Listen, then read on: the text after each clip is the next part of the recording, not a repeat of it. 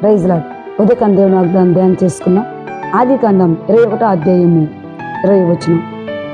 దేవుడు ఆ చిన్నవానికి తోడై ఉండేను, అతడు పెరిగి పెద్దవాడై ఆ అరణ్యంలో కాపురం ఉండి వీడుగాడాయను. దేవునికి మహిమ కలుగును గాక. దేవుడు ఉదయకాండ వాగ్దానం ద్వారా మనతో మాట్లాడుతున్న మాటలు ఏంటంటే, ఇస్మాయేలుకు దేవుడు తోడై ఉన్నట్లుగా దేవుడు మనుషులు విడిచిన ఇస్మాయేలుకు దేవుడు తోడై ఉండి ఆ చిన్నవానికి తోడై ఉండి ఉన్నాడు గనుక అతడు పెరిగి పెద్దవాడై, చూడండి, అరణ్య దేశంలోనే ఓ గొప్పవాడయ్యాడు, వీలుగాడయ్యాడు. దేవుడు ఇస్మాయిల్కు తోడున్నట్లుగా ఉదయకాండ నా ప్రభు నీతో మాట్లాడుతున్నాడు, నీకు తోడై ఉండును గాక. ఇస్మాయిల్ దేవుడు ఆశీర్వదించినట్లుగా దేవుడు నిన్ను ఆశీర్వదించును గాక.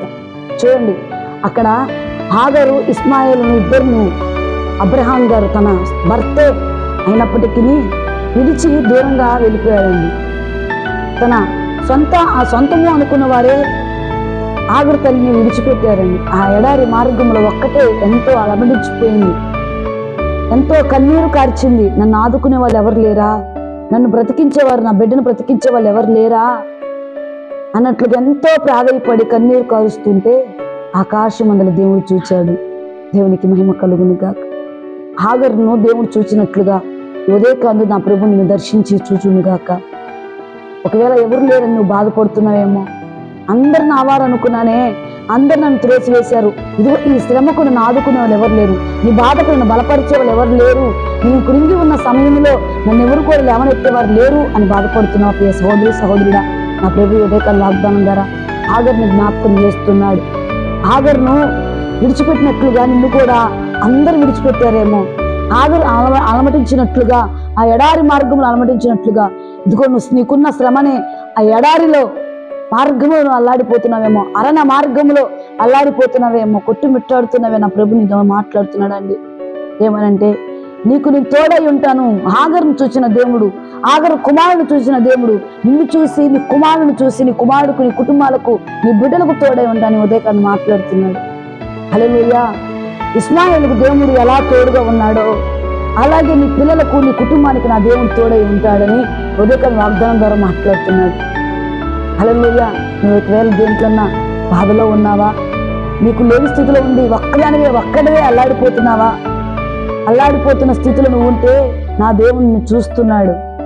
ఉదయకాన్ని చూసి నిన్ను ఆశీర్వదించాలని కోరుకుంటున్నాడు. దేవునికి మహిమ కలుగును గాక. దేవుడు ఆయన ఆశీర్వదించే దేవుడు అండి. ఆయన నీకు తోడై ఉండే దేవుడు. మనుషులు కొంత దూరం తోడై ఉంటారు, కొంత తర్వాత రారండి. కష్టాల్లో ఉండరు, సుఖాలలో అయితే ఉంటారు. కానీ దేవుడైతే నిన్ను విడువుగా కృప చూపించే దేవుడు. నువ్వు కష్టంలో ఉన్నప్పుడు ఆదుకునే దేవుడు. నువ్వు సంతోషం ఉంటే నిన్ను సంతోషం చేసి ఆయన కూడా సంతోషించే దేవుడు. కాబట్టి వివేకాన్ని వాగ్దానం ప్రభు మనతో మాట్లాడుతున్నాడు.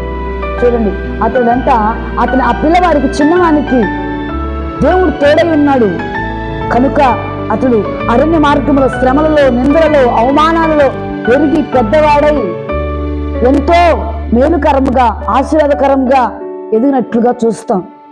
దేవునికి మహిమ కలుగునుగా. నీకు కూడా నీకున్న బాధలను బట్టి ఎవరు నీ దగ్గరికి రావట్లేదేమో ప్రియ సహోదరి సహోదరుడా. నీకున్న దరిద్రతను బట్టి అందరు దూరంగా ఉంటున్నారేమో, చూసి చూడనట్లు వెళ్ళిపోతున్నారేమో. నా ప్రభు అంటున్నాడు, ఆ రోజు ఆగరు బిడ్డను దర్శించినట్లుగా ఉదయకాందుని దర్శిస్తూ ఉన్నాడు ఈ వాగ్దానం ద్వారా. నీకున్న లేవి నా ప్రభు తొలగించును గాక. నీకున్న ఆర్థిక ఇబ్బందులన్నీ నా ప్రభు తొలగించును గాక. నీ కుటుంబంలో ఏలుబడి చేస్తున్న ప్రతి లేని కొరత నా ప్రభు తొలగించును గాక. నా దేవుని నీకు తోడై ఉండి, నీ బిడ్డలకు తోడై ఉండి, నీ కుటుంబానికి తోడై ఉండి, నా దేవుని మిమ్మును, నీ కుటుంబాన్ని ఆశీర్వదించును గాక. ఉదయకాంది వాగ్దానం మీ పట్ల, మీ కుటుంబాల పట్ల దేవుని నీరు కట్టి ఫలింప చేయును గాక. ఆమేన్. Praise the lord.